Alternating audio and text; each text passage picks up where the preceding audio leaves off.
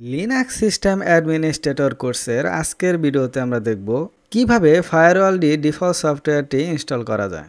এই ফায়ারওয়াল সার্ভিসটি আমরা graphical user interface মোডে ব্যবহার করতে পারবো। ককপিট অর্থাৎ ওয়েব ব্রাউজারে লগ ইন করার মাধ্যমে আমরা ফায়ারওয়াল ব্যবহার করতে পারবো। এছাড়াও আমরা ভিএম এডিটরেও আমরা ফায়ারওয়াল কনফিগারেশন করতে পারবো।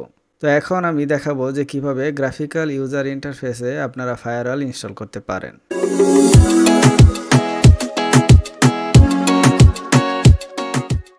এর জন্য প্রথমে আমরা ভিএমআর ওয়ার্কস্টেশন সফটওয়্যার থেকে রেড হ্যাট অপারেটিং সিস্টেমটা ওপেন করব।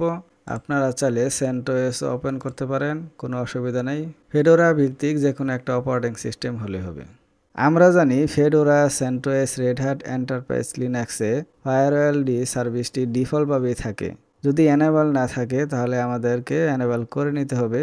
তো এখন আমি দেখাচ্ছি যে কিভাবে আপনারা ইনস্টল করতে পারেন। প্রথমে আমরা চেক করে নিব যে এখানে আমার এনেবল করা আছে কিনা। সিস্টেম সিটিএল, এখানে স্ট্যাটাস ফায়ারওয়ালডি। দেখেন আমার কিন্তু অলরেডি এনেবল করাই আছে। এখানে দেখেন অ্যাক্টিভও আছে, এখানে রানিং আছে। আমার নতুন করে আর এনেবল করতে হবে না। ফায়ারওয়াল সার্ভিসটি ইনস্টল করার জন্য আপনাদেরকে ইউম ইনস্টল ফায়ারওয়াল -config, এখানে -y মানে ইয়েস, এটা লিখতে হবে। লেখার পরে এন্টার দিব। আমার ইন্টারনেটের সাথে কানেকশন থাকলে আমার সরাসরি এখানে ইনস্টল হয়ে যাবে। আর যদি ইন্টারনেটের সাথে কানেকশন নাও থাকে তাহলে কিন্তু পাবেন, আপনাকে মাউন্ট করে নিতে হবে আপনার আইএসও ফাইলটা। তো কীভাবে আইএসও ফাইল মাউন্ট করতে হয় সেটা কিন্তু আমি দেখিয়েছি। এটা নিয়ে আমার ভিডিও আছে আমার প্লেলিস্টে, আপনারা চাইলে সেখান থেকে দেখে আসতে পারেন। তো এখন যেহেতু আমার এটা ইনস্টল করে আছে, তো এখন আমি এটা চেক করার জন্য অ্যাক্টিভিটিসে চলে যাব যে আমার গ্রাফিক্যাল সফটওয়্যারটা এখানে দেওয়া হয়েছে কিনা। এখানে দেখেন ফায়ারওয়াল সার্ভিসটি আমার এখানে ইনস্টল হয়ে গেছে। এখানে আমরা ক্লিক দিলাম।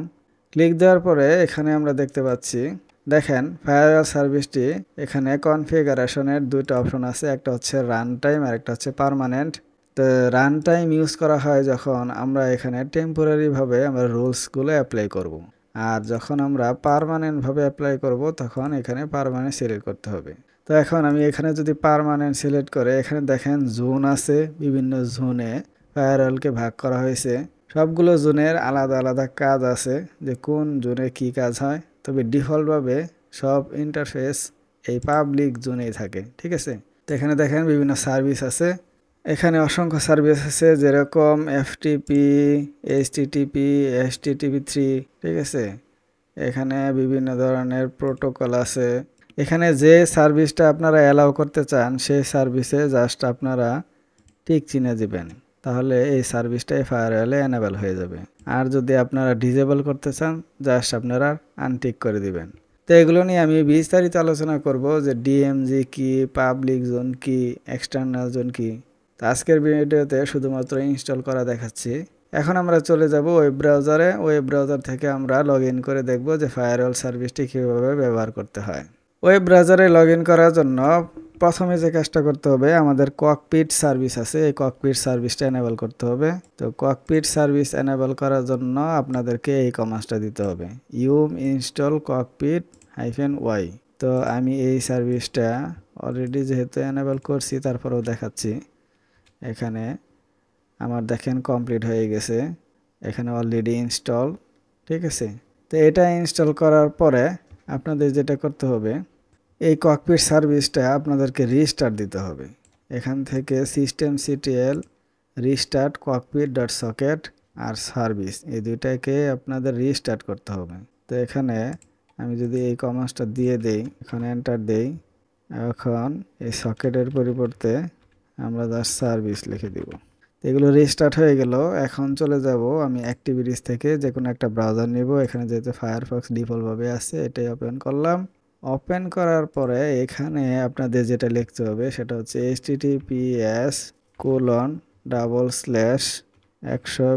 এখন এখানে আইপি দিতে হবে, এখানে : লেখার পরে এখানে আপনাদের এই অপারেটিং সিস্টেমের আইপি দিতে হবে, অর্থাৎ সার্ভারের আইপি দিতে হবে যেখান থেকে আপনারা ফায়ারওয়াল কনফিগারেশন করবেন। তো আপনারা জানেন যে ইফ কনফিগ, এটা লিখে এন্টার দিলাম। আমার সার্ভারের আইপি অ্যাড্রেস হচ্ছে এটা, এটা লিখে এখন এখানে পেস্ট করে দেই। এখন কোলন লিখে 9090 লিখব, লেখার পরে এন্টার দিব। এখন এখানে আমি ইউজার নেম দিয়ে ঢুকবো। আমার ইউজার নেম হচ্ছে খায়রুল হাসান 2210। দেখেন আমি এখানে আইপিটা লেখার পরে এখানে একটা সিকিউরিটি ইস্যু দেখাচ্ছে, তো এখানে একটা রিস্ক আছে, তো এই রিস্কটাকে আপনাদের অ্যালাউ করে দিতে হবে। এর জন্য দেখেন এখানে অ্যাডভান্স, এটা এভাবে যাবেন, এখানে প্রসেট এটা লেখা আছে, এখানে যাবেন। আর যদি ফায়ারফক্স ব্রাউজার দিয়ে লগ ইন করেন তখন দেখবেন নিচের দিকে অ্যাকসেপ্ট লেখা থাকবে। এখন এই ফায়ারওয়াল সার্ভিসটি ব্যবহার করার জন্য আপনাদের চলে যেতে হবে, এখানে নেটওয়ার্কিংয়ে ক্লিক দিতে হবে।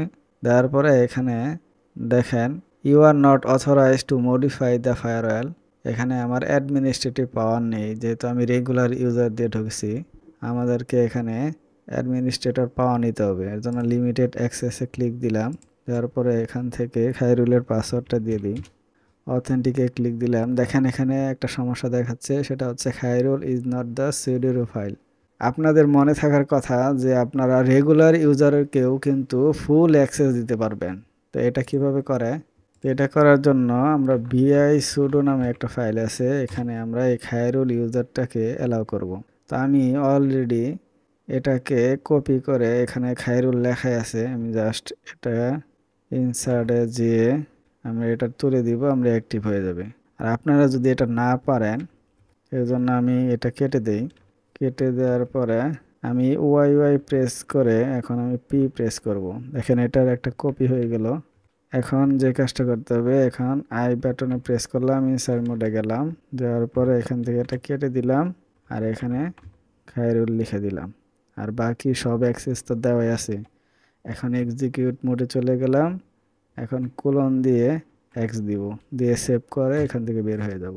এখন আবার আমি ব্রাউজারে চলে যাই, ফায়ারফক্সটা ওপেন করি। ওপেন করে এখন আবার নতুন করে আইপিটা দিই, https/আইপিটা হচ্ছে 74.117.90.90।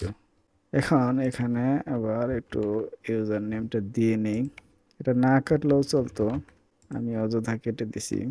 এখন আমি অ্যাডমিনিস্ট্রেটিভ অ্যাক্সেসের জন্য এখানে ক্লিক দিব, এখানে পাসওয়ার্ডটা দিয়ে দিব, অথেন্টিকেট। এখন দেখেন এটা ওপেন হয়ে গেছে।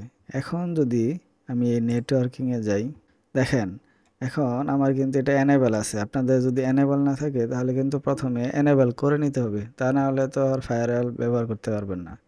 এখান থেকে এডিট রুলস, এখানে ক্লিক দেওয়ার পরে দেখেন আমার এই ফায়ারওয়ালে কিছু সার্ভিস কিন্তু ডিফল্টভাবে অ্যালাউ থাকে, যেরকম ডিএসসিপি, ককপিট, এখানে আরও কয়েকটা আছে। আপনাদেরকে এখানে একটা লিস্ট দেখাই, যে এসএসএইচ, আইপিপি ক্লায়েন্ট, এমডিএনএস, সাম্বা, ডিএসসিপি, ককপিট, এগুলো কিন্তু ডিফল্টভাবে অ্যালাউ দেওয়া থাকে, এগুলোকে নতুন করে আর অ্যালাউ দিতে হয় না। ঠিক আছে, তো আমি যেহেতু পরবর্তী ভিডিওতে আমরা কিভাবে দেখাবো যে কিভাবে ফায়ারওয়াল কনফিগারেশন করা যায়, সুতরাং এখন আর বিস্তারিত বর্ণনা করলাম না। এখন আমরা দেখব যে কিভাবে বিএম এডিটরের মাধ্যমে আমরা ফায়ারওয়াল ইনস্টল করতে পারি, অর্থাৎ ব্যবহার করতে পারি। এর জন্য এটাকে আমরা কেটে দেই, কেটে দিয়ে এখন আমরা টার্মিনালে চলে আসলাম। এখন আমরা ইটিসি ডিরেক্টরি থেকে এই ফায়ারওয়াল ডি এই ডিরেক্টরি চলে যাব। ঠিক আছে, এই ডিরেক্টরি যাওয়ার জন্য এখান থেকে আমি এই কমান্ডটা দিয়ে দিব, দিয়ে এন্টার দিব। দেখেন আমি ফায়ারওয়াল ডিতে চলে আসছি। এখন যদি আমি এলএস কমান্ড দিই, দেখেন এখানে জুন নামে একটা অপশন আসছে, অর্থাৎ এই জুন বলতে আমি ওই যে ইন্টারফেসের পোর্টটাকে বোঝাচ্ছি। এখানে আমি ঢুকবো, এখানে যেরকম বানান আছে এরকম থাকবে, সিডি জোনস। এখন যদি এলএস কমান্ড দেই, দেখেন এখানে public.xml আরেকটা আছে ওল্ড। ঠিক আছে, তো আমাকে এটাতে ঢুকতে হবে। তো আমরা জানি যে যে কোনো জায়গায় ঢুকতে হলে আমরা বিএম এডিটর ব্যবহার করি। তো এখানে বিএম লিখলাম, এখন public.xml এটা লিখে এন্টার দিলাম। দেখেন এখানে ডিফল্টভাবে যে সার্ভিসগুলো এনেবল করা আছে, অর্থাৎ অ্যালাউ করা আছে ফায়ারওয়ালে, সেগুলো কিন্তু এখানে লেখা আছে। বাকিগুলো সব কিন্তু ডিজেবল করা আছে। দেখেন এখানে এসএসএইচ আছে, ডিএসসিপি ক্লায়েন্ট আছে, ককপিট আছে। ঠিক আছে, ককপিট যদি আমরা এখান থেকে তুলে দেই, এখানে আপনারা হ্যাশ চিহ্ন ব্যবহার করতে পারেন, অথবা এখান থেকে ধরেন আপনারা এখান থেকে এটাকে তুলেও দিতে পারেন।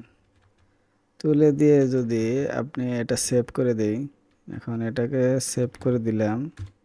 সেভ করে দিলে এখন কিন্তু আমরা এই ওয়েব ব্রাউজারে ফায়ারওয়ালটি লগ ইন করতে পারবো না। লগ ইন করার জন্য আমরা আবার এখানে চলে যাই। ধরেন আগে যে আইপিটা দিয়ে লগ ইন করছিলাম সেই আইপিটাই দিব। এখানে দেখেন এখানে কিন্তু আনএবল টু কানেক্ট দেখাচ্ছে, অর্থাৎ আমরা এখন ইউজ করতে পারছি না। তো আজকের মতো এই পর্যন্তই। আগামী ভিডিওতে আমি দেখাবো যে ফায়ারওয়াল প্রি ডিফাইন জোনগুলো, এখানে কোন জোনে কি কাজ, এটা নিয়ে বিস্তারিত আলোচনা করব। সেই পর্যন্ত ভালো থাকুন, সুস্থ থাকুন। আসসালামু আলাইকুম।